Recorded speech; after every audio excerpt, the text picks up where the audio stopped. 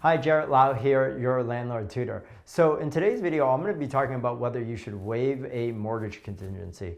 Now, what is a mortgage contingency? A mortgage contingency is something that protects you, the buyer, in case you're unable to obtain a mortgage. There's a couple of dates that are typically important on these contingencies. The first date is when you apply for the loan. Usually that's pretty quickly, so that one's not as much of a valuable date. The second one is really when you need to have a commitment by from your bank. Now, what is a commitment? Commitment is the bank stating that they are going to give you that money and you're good to go. You're good to close pretty much.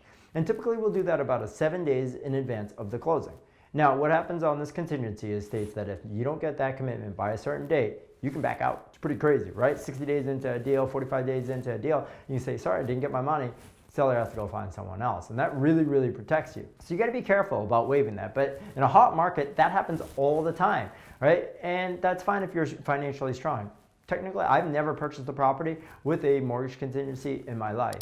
And I've done that because I have really strong relationships with banks and mortgage brokers, and I know that my financials are strong enough and that the property is going to appraise out to be what it's going to be for me not to have to be worried about obtaining financing and not being able to close that loan. Because what happens if you don't close that loan, you're going to lose your deposit. So just be very certain that, again, you have a good relationship, your financials are strong. Talk to your mortgage broker in advance or your banker to see how confident they are of closing this loan.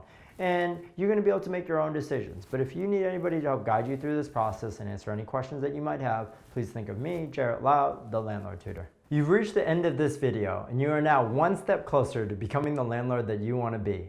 With easy to follow guides and self-paced exercises crafted from decades of experience, you're sure to learn everything you need to know and nothing that you don't. Check out the description for more details.